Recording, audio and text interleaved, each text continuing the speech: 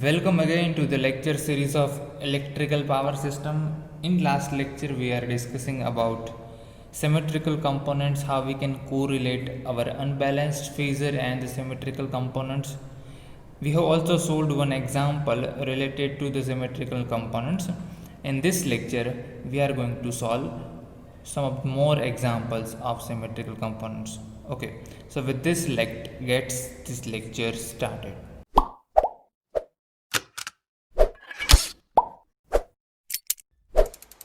Okay so यहाँ पर आप देख सकते हैं एग्जाम्पल नंबर 1, जिसका कुछ स्टेटमेंट ऐसा है। One conductor of a 3 phase line is open. ठीक है, एक जो फेज है वो ओपन है। The current flowing to the delta connected load through a phase is given as 10 ampere with the current in line A as the reference and assuming that the line C is open. Okay, and we have to find the symmetrical components of a line current. ठीक है, सो हमें find करना है। Late से यहाँ पर हमें एक करंट दिया है, that is the delta connected. So this 3 phase connection is delta connected and the current in A phase is given as 10 ampere at an angle 0. ठीक है, और बोला है हमें कि हमारा जो सी फेज है वो ओपन है। सो इस केस में IC की वैल्यू क्या होगी? 0 एम्पियर, क्योंकि ये ओपन सर्किटेड है। ठीक है, we have to calculate the value of IB and also we have to find the symmetrical components of the line current. That is, अब यहाँ पर आप देख सकते हैं ये तीनों अनबैलेंस करंट हो गए, क्योंकि इसकी 0 वैल्यू है, इसकी 10 है। सो ये बैलेंस्ड सिस्टम है। इसके लिए अगर हम फाइंड करें तो हमारा IA plus IB plus IC is equal to 0। ठीक है, total current will be 0। So हमें फाइंड करना है IA की वैल्यू हमें दी है 10 एम्पियर, IB है हमारा 0, सॉरी IB की वैल्यू फाइंड करनी है, IC है हमारा 0। ठीक है, सो अगर हम IB की वैल्यू निकालें तो वो मिलेगी हमें -10 एम्पियर। ओके, सो यहाँ पर IB की वैल्यू हमें मिलेगी -10 ampere. okay, because our line C is open. Now we have to find the symmetrical components of our line current, that is IA, IB and IC. so इसके हमें symmetrical component find करने हैं। okay. अब हमने previous lecture में जो correlation पढ़ा था कि अगर हमारे पास अनबैलेंस्ड फेजर है, उसके सिमेट्रिकल कंपोनेंट्स हमें फाइंड करने हैं, तो हम कैसे कर सकते हैं। और उसके लिए जो हमने डेरिवेशन किया था वो अनबैलेंस्ड वोल्टेज के लिए किया था। लेकिन मैंने लेक्चर में बोला था आपके पास अनबैलेंस्ड करंट फेजर हो, सो उस केस में भी सिर्फ हमें वोल्टेज को करंट से रिप्लेस करना होगा, बाकी की जो टर्म्स है वो सेम रहेगी। ठीक है, सो इसके लिए अगर मैं ज़ीरो सीक्वेंस करंट की बात करूँ, it is IA0। So zero sequence current find करना हो तो हम कैसे करते हैं? 1/3 IA plus IB plus IC। ठीक है, ये इक्वेशन आपको याद होगा। इन शॉर्ट आपको क्या याद रखना है? आपको सिमेट्रिकल कंपोनेंट फाइंड करना है, that is IS is equal to A inverse IP। ठीक है, यहाँ पर IS है आपका सिमेट्रिकल कंपोनेंट्स का IP है आपका अनबैलेंस्ड फेजर का मैट्रिक्स, और A इनवर्स है आपका ट्रांसफॉर्मेशन मैट्रिक्स का इनवर्स। ठीक है, तो ये तीनों वैल्यू आपको याद रखनी है। ठीक है, IS, IP and A inverse. अब A इनवर्स की आपको वैल्यू पता होगी, A की पता है, A इनवर्स भी आपको याद रखना होगा, क्योंकि एग्जाम्पल में आप A इनवर्स फाइंड करने को नहीं बैठेंगे। ठीक है, सो A इनवर्स की वैल्यू क्या आएगी? 1/3 1 beta beta square 1 beta square beta 1 1 1। ठीक है, अगर हम ज़ीरो सीक्वेंस करंट की बात करते हैं तो यहाँ पर IS की वैल्यू रखिए, IP की वैल्यू रखिए, और ज़ीरो सीक्वेंस के लिए इक्वेशन बनाएंगे तो आप यहाँ पर देख सकते हैं 1 1 1 है। इसका मतलब हम अपने अनबैलेंस्ड फेजर को 1 1 से मल्टीप्लाई करेंगे तो वो सेम ही रहेंगे। That is why 1/3 1 into IA 1 into IB 1 into IC। तो ये इक्वेशन आपको मिल जाएगा। ठीक है, अब हमारे पास IA, IB और IC की वैल्यू है। IA की वैल्यू है 10 एम्पियर, IB की है -10 एम्पियर। एंड आई सी की है 0 एम्पियर। ठीक है, सो 10 minus 10 is equal to 0, so I A 0 की वैल्यू हमें मिलेगी 0 एम्पियर। ठीक है, अब हमें पता है कि हमारे जीरो सीक्वेंस करंट की जब हम बात करते हैं, so I A 0 is equal to I B 0 is equal to I C 0।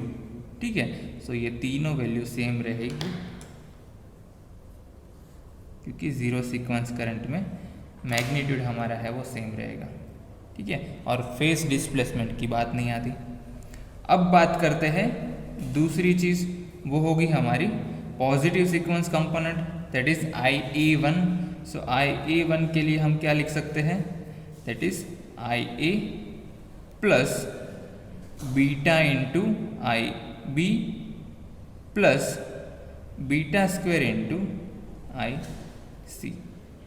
ठीक है, यहाँ पर आप देखेंगे अब आई ए से आई ए का मैं फाइंड करूँ, सॉरी यहाँ पर आएगा आई ए आई बी आई सी। ठीक है, यहाँ पर आप आई पी की जगह पर रख दीजिए, ए इनवर्स यहाँ पर है और ये आ जाएगा आपका पूरा। ठीक है, इसको मैं निकाल देता हूँ अभी के लिए। ये मिलेगा हमें I A one I A two I A 0। So I A one निकालो तो मुझे क्या मिलेगा, 1/3 को साइड में निकाल लेते हैं, 1 into I A beta into I B beta square into I C, beta square into I C. ठीक है, तो आपको सिर्फ ये याद रखना है, सो ऑटोमेटिकली आपको ये तीनों इक्वेशन याद रखने की ज़रूरत नहीं पड़ेगी। ठीक है, अब हमारे पास आई ए की वैल्यू है, आई बी की है और बीटा स्क्वायर आई सी की भी वैल्यू है। आई सी की वैल्यू 0 है, सो ये फाइंड करने की ज़रूरत नहीं है, ये टर्म 0 हो जाएगी। ठीक है, सो 1/3 आई ए हमारे पास 10 है प्लस आई बी है -10 and beta is nothing but 1 at an angle 120 degree. ठीक है, सो इसको सॉल्व करेंगे तो हमें मिल जाएगा हमारा आई ए वन की वैल्यू। लेकिन चलो इसको सॉल्व कर लेते हैं।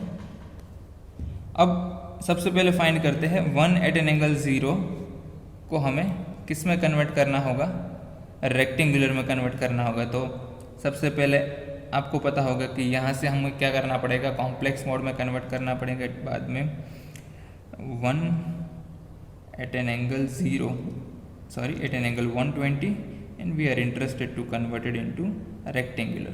सो उसको करेंगे तो जो रियल पार्ट आएगा वो है -0.5 और -0.5 से -10 से मल्टीप्लाई कर देंगे तो वो हो जाएगा 5। ठीक है, और इमेजिनरी पार्ट मिलेगा हमें, सॉरी इमेजिनरी पार्ट मिल रहा है हमें 0.866। ठीक है, उसको -8 से मल्टीप्लाई 10 से मल्टीप्लाई करेंगे तो वो बनेगा -j8.66 और इसको हमें 10 में ऐड करना है। ठीक है, सो वो पूरा करके और बाद में उसको 3 से डिवाइड करना है। सो ये आएगा 5 - j 2.8866। अगर आपको पता नहीं है कि कैलकुलेटर में हमारे पास पोलर फॉर्म है, उसको डायरेक्टली रेक्टेंगुलर में या फिर रेक्टेंगुलर को डायरेक्ट पोलर में कैसे कन्वर्ट कर सकते हैं, सो उसका लिंक मैं यहाँ पर पिन कर रहा हूँ, आप वो वीडियो देख के आइए। उसमें मैंने समझाया है कि आप कैलकुलेटर की मदद से वो कैसे फाइंड कर सकते हैं। इसका लिंक है आपको डिस्क्रिप्शन में भी मिल जाएगा। ठीक है, अब फिर से आ जाता है, ये आई ए वन की वैल्यू मिली, अगर इसको मुझे फिर से पोलर में कन्वर्ट करना है। ठीक है, so 5 - 2.8866 we have to write I at the end. ठीक है, so I and converted into rectangle polar form. So magnitude मिलेगा वो है 5.77 और एंगल मिलेगा वो है -29.99, so almost it is 30 degree. ठीक है, एम्पियर। तो ये हो गया, हमें आई ए वन की वैल्यू मिल गई।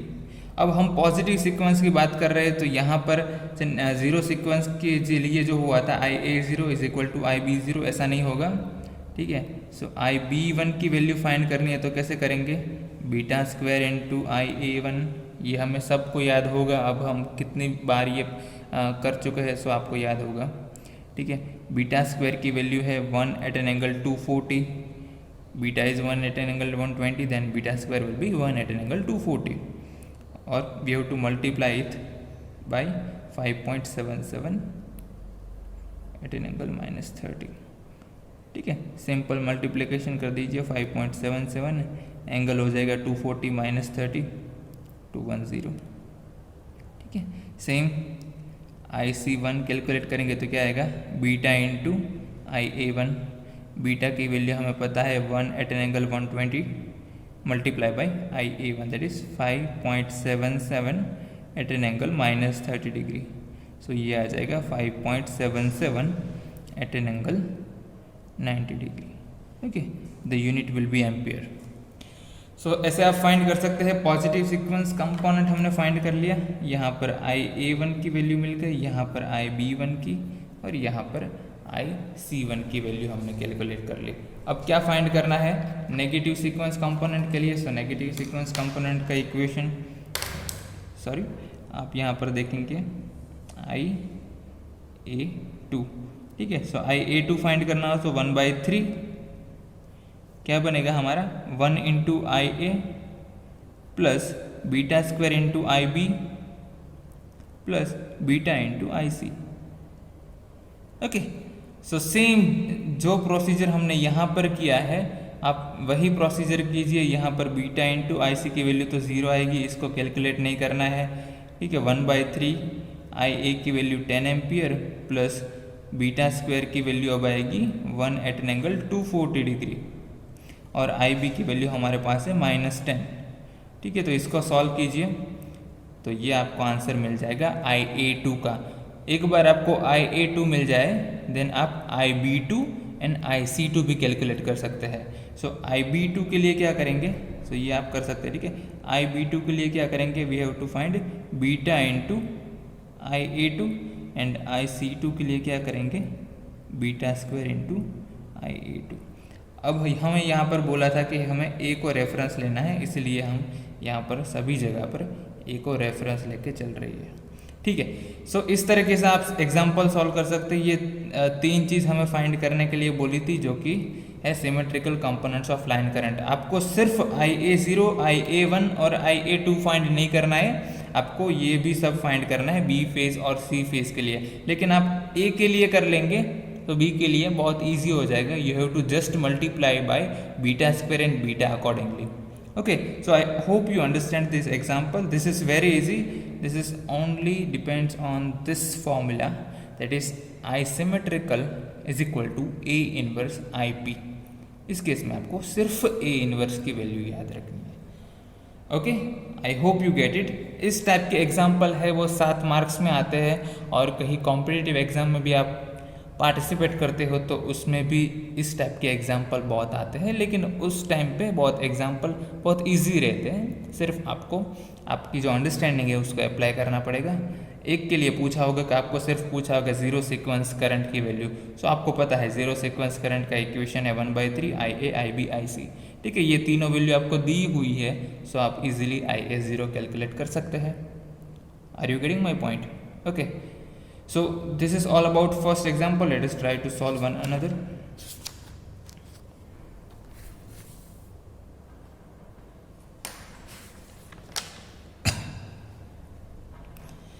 Okay, हम एग्जाम्पल में बोला है N unbalanced delta connected load is connected across a balanced 3-phase supply of 400 volt as shown in the figure, ठीक है। so ये इन सारे फेस के अक्रॉस जो वोल्टेज है वो बैलेंस्ड है 400 volt, and we have to find the symmetrical components of line current as well as the delta current. So line current की बात करो तो लाइन करंट हो गए हमारे ये IA, IB, IC। Delta current की बात करूँ तो वो बनेंगे हमारे, let's say direction of current यहाँ पर है दिस, यहाँ पर इस डायरेक्शन में, इस डायरेक्शन में। सो इस डायरेक्शन में जो करंट है उसको मैं बोलूँगा IAC, यहाँ पर IBC और यहाँ पर IAB, ठीक है। सो इन तीनों के लिए हमें क्या फाइंड करना है, डेल्टा करंट के लिए सिमेट्रिकल कंपोनेंट फाइंड करने हैं, और लाइन करंट के लिए सिमेट्रिकल कंपोनेंट्स की वैल्यू फाइंड करनी है। हमें सिर्फ दिया है कि भाई यहाँ पर वोल्टेज कितना है। So let's say we are choosing VAB as a reference, ठीक है। अब सबसे पहले मैं फाइंड कर लूँ, हमें अनबैलेंस्ड डेल्टा कनेक्टेड लोड दिया है जहाँ पर हमारा जो सप्लाई है वो बैलेंस्ड 3-फेज सप्लाई है। अगर मैं 3-फेज सप्लाई की बात करूँ और अगर मैं VAB को रेफरेंस में ले रहा हूँ, सो VAB का वोल्टेज कितना होगा 400, एट एन एंगल 0 वोल्ट। ठीक है, अब थ्री फेज की बात कर रहे हैं। सो VBC का मैग्नीट्यूड हमें दिया है कि बैलेंस्ड वोल्टेज है, बैलेंस थ्री फेज सप्लाई है। सो 400 volt, magnitude will be same but angle will be -120 degree. ठीक है, सेम मैं अगर बात करूँ CA की, सो 400 it will B -240। Okay, so phase displacement between all these voltage will be 120 degree. That is why if it is 0, then it will be -120, then it will be -240 degree. Are you getting my point? Okay, अब हम क्या करेंगे, ये हो गए हमारे phase voltage VAB, VBC and VAC की value. अगर हमारे पास इसके अक्रॉस वोल्टेज की वैल्यू है, ओके, अब डेल्टा कनेक्शन के लिए अगर मैं लाइन वोल्टेज बोलूँ या फिर फेज वोल्टेज बोलूँ, दोनों चीज़ सेम है। ठीक है, इसलिए मैं VAB लिख रहा हूँ। सो अगर VAB में बोल रहा हूँ, इसके थ्रू करंट कितना फ्लो हो रहा है उसको मुझे फाइंड करना है। So VAB divided by the resistance in this branch. Okay, so सबसे पहले कैलकुलेट करते हैं IAB की वैल्यू। वो क्या मिलेगी हमें, VAB divided by this resistance. AB यहाँ पर है, सो यहाँ पर रेजिस्टेंस है 15 ohm. So 400 divided by, sorry यहाँ पर रेजिस्टेंस की वैल्यू हमें दी है, लेट से इसको ऐसा बोलते हैं, B यहाँ पर है, C यहाँ पर। ठीक है, सो VAB की मैं बात करूँ तो यहाँ पर आएगा 20, क्योंकि हमें एग्जाम्पल में यहाँ पर BC ऐसा दिया है। ठीक है, so 400 divided by 20, that will be 20 at an angle 0 ampere. Don't forget to write unit. और बाद में कैलकुलेट करेंगे IBC की वैल्यू। BC के यहाँ पर हमारे जो रेजिस्टेंस की वैल्यू है वो है 250 और VBC की वैल्यू है -400 at an angle -120 degree divided by 250। ठीक है, सो ये आप कैलकुलेशन करेंगे तो आपको मिलेगा 1.6 at an angle -120 degree, that will be in ampere. Same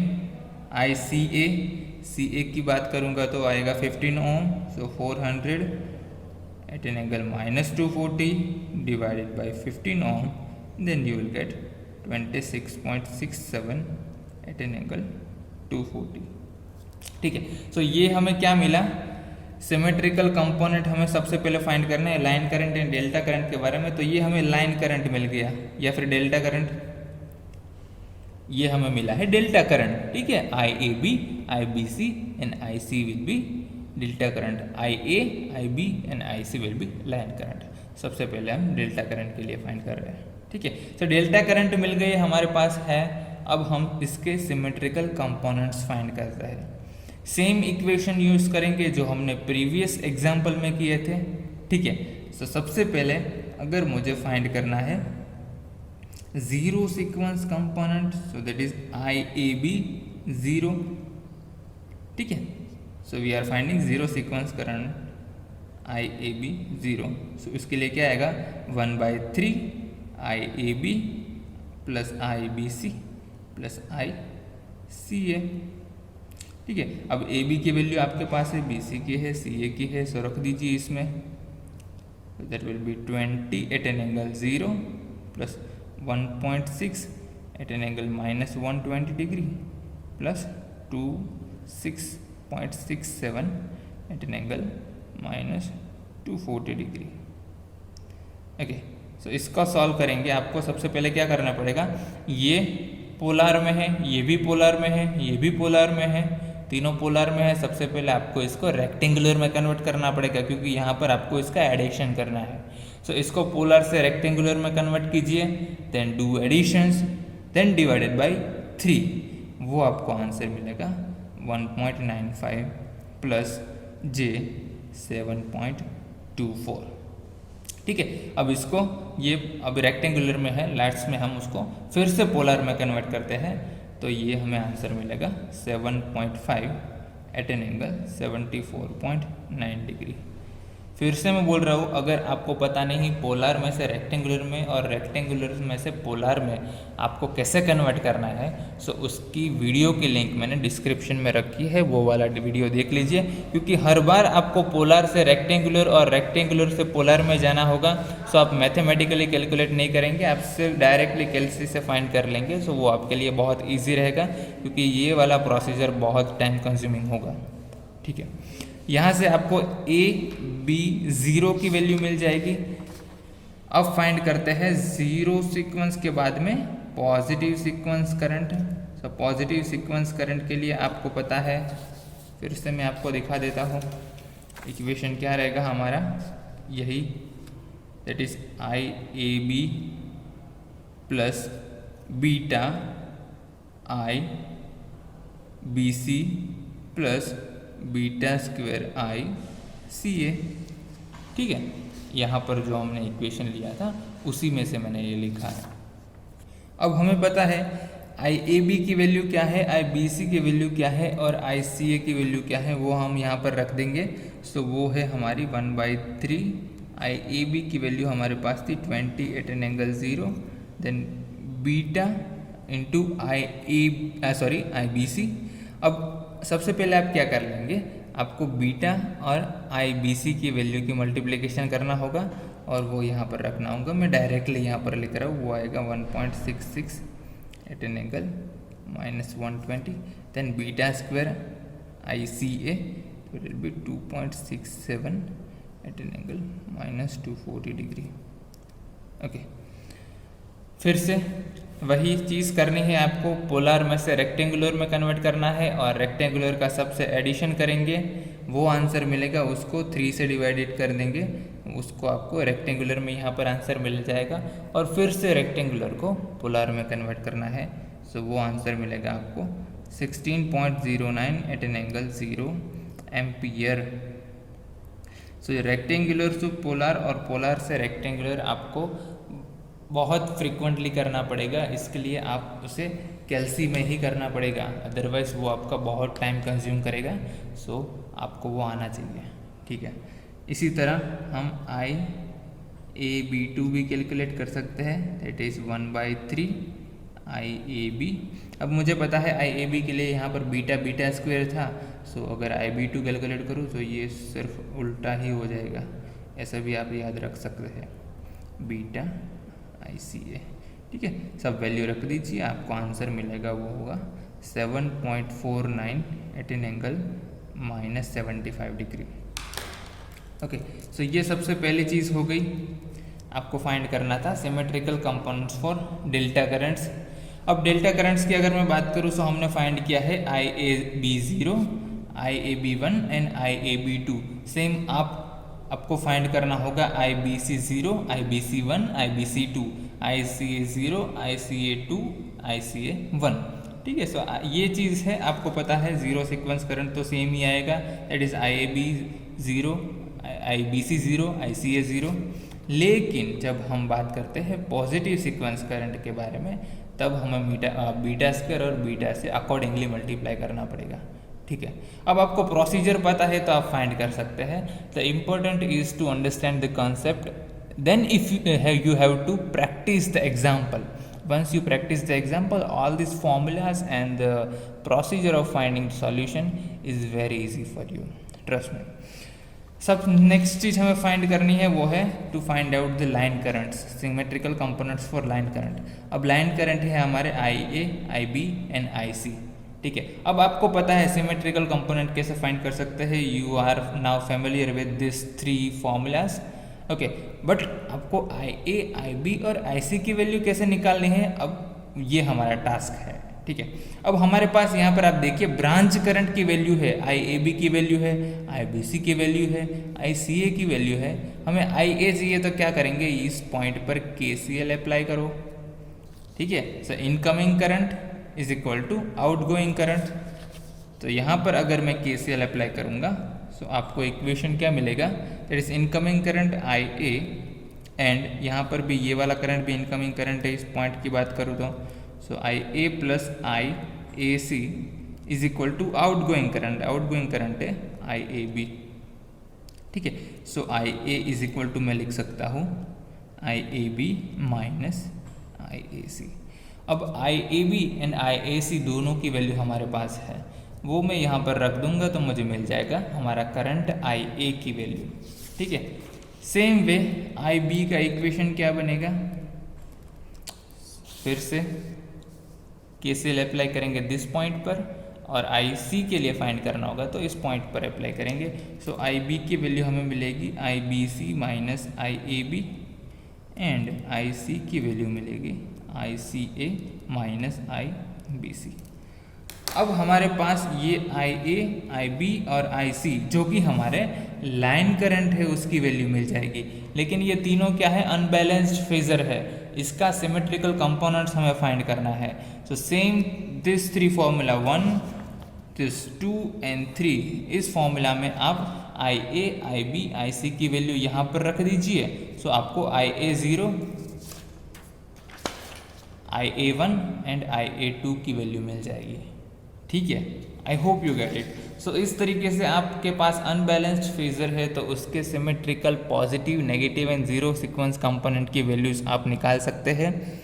yes, देखने में थोड़ा टफ लगता है क्योंकि बहुत सारे इक्वेशंस हमें याद रखने पड़ते हैं, लेकिन जब आप सॉल्व करेंगे तो इट इज़ वेरी इजी। सिर्फ थोड़ी सी प्रैक्टिस की ज़रूरत है इन सारे इक्वेशन से फेमिलियर होने के लिए, और जो पोलर से रेक्टेंगुलर और रेक्टेंगुलर से पोलर करते हैं उसमें थोड़ी स्पीड आई है, इसलिए प्रैक्टिस की ज़रूरत है। एक बार आप प्रैक्टिस कर लेंगे, ये वाला एग्जाम्पल ऐसे है जिसमें आप 100% मार्क कवर कर सकते हैं।